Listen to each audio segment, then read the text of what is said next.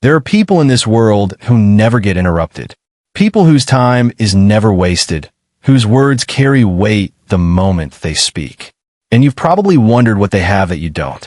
What you're about to hear might sting a little, but stay with it because it's going to change something in you. The gap between those people and where you are right now has nothing to do with intelligence, money, or success. It has everything to do with one principle they understand deeply and live by daily.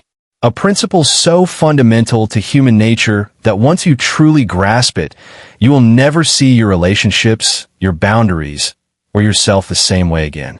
Think about the last time someone cut in front of you and you stayed quiet. The last time a close friend canceled on you again and you just laughed it off. The last time someone else got the credit for what you built and you let it go without a word. In each of those moments, you were doing something without realizing it. You were teaching people exactly how to treat you. Not with anger, not with blame, but with your silence. Your patience. Your endless willingness to let things go. Now here is the part that most people never sit with long enough to understand. The men and women who never find themselves in those situations are not just lucky.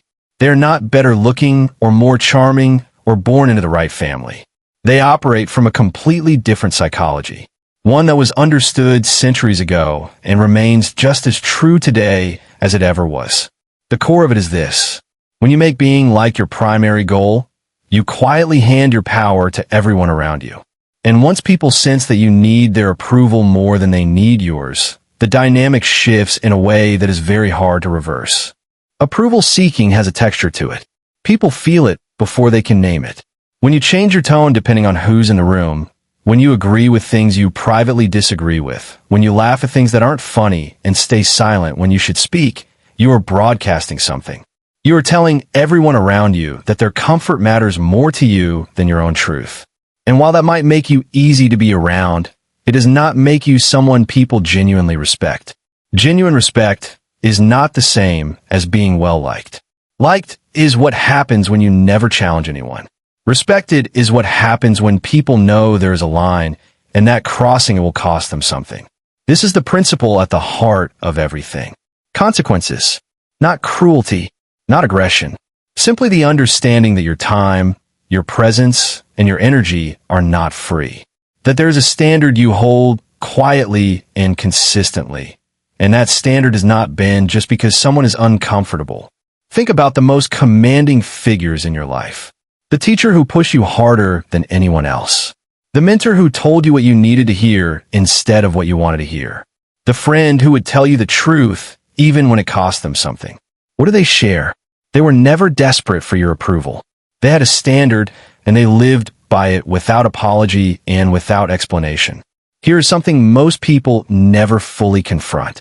Every interaction you have carries within it a subtle question of control. Who is shaping the direction of this conversation? Who is setting the terms of this relationship? Who is deciding what is and is not acceptable here? If you're not consciously aware of this, the answer is almost certainly not you. Every time you say yes when everything in you wants to say no, you are transferring control. Every time you swallow your real opinion to keep the peace, you are transferring control. Over time, this becomes a pattern, and patterns become invisible cages.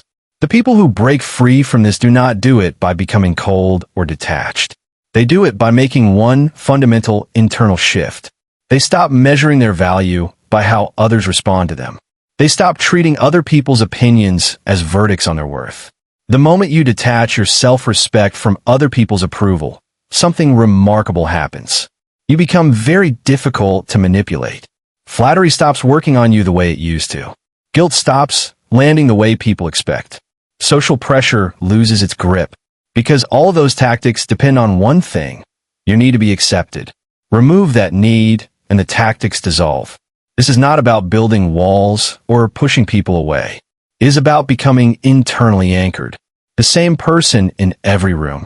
The same standard in every situation. Not performing ease or confidence for the crowd, but actually carrying a quiet certainty about who you are and what you will and will not accept. That consistency is magnetic in a way that people-pleasing never is. People are drawn to those who do not shift with every social wind. There's something trustworthy, even compelling, about a person who simply is who they are, regardless of who is watching. Now let's talk about the practical side of this, because understanding it intellectually is one thing. Living it is another. The first shift is learning to speak less and let your actions carry the message. When someone crosses a line, a lengthy explanation of why that line exists often does more harm than good. It signals that you're still hoping they will understand and agree with you, that you still need their buy-in. The more powerful move is simply to enforce the consequence quietly and without drama. Remove yourself. Withdraw access. Let the absence speak.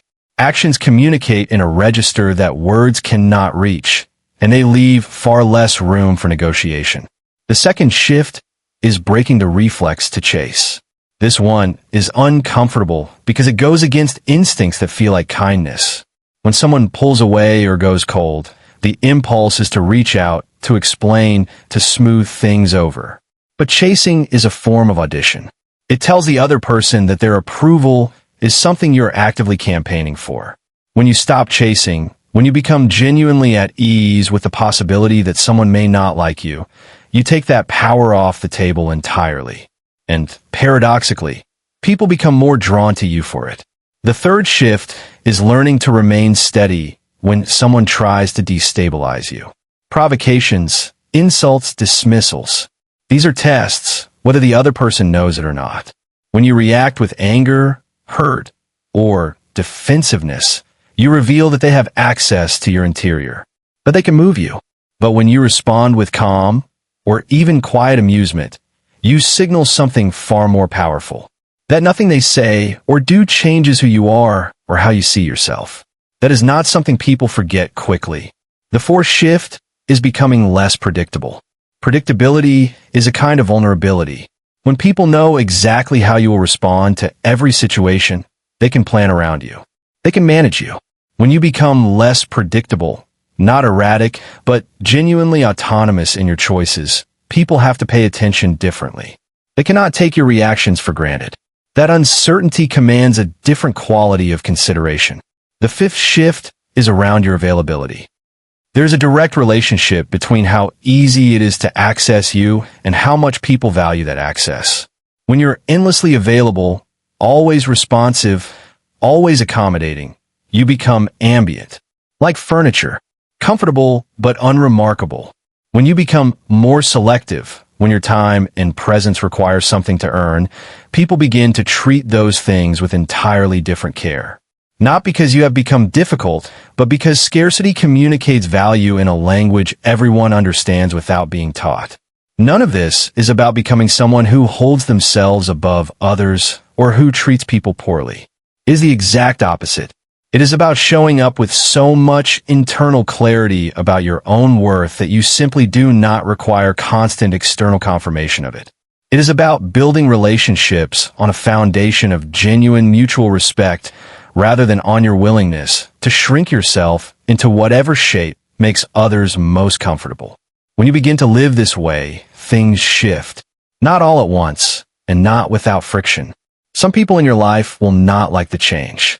The ones who benefited from your need to please them will feel the loss of that leverage, and they may push back. Let them, because what replaces those dynamics are something far more valuable. Relationships in which you are known as you actually are. Conversations in which your real perspective is on the table. A life in which your choices are driven by your own values rather than by the constant low hum of wondering whether you are acceptable enough.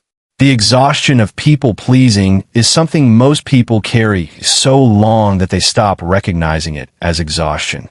It just becomes the background noise of their days.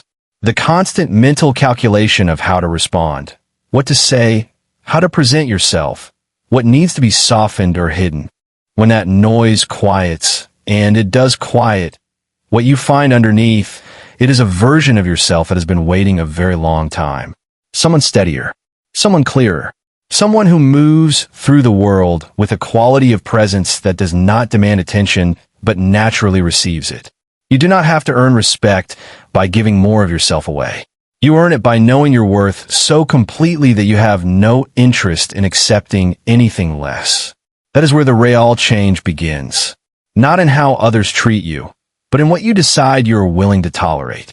Make that decision, hold it, and watch how differently the world begins to respond.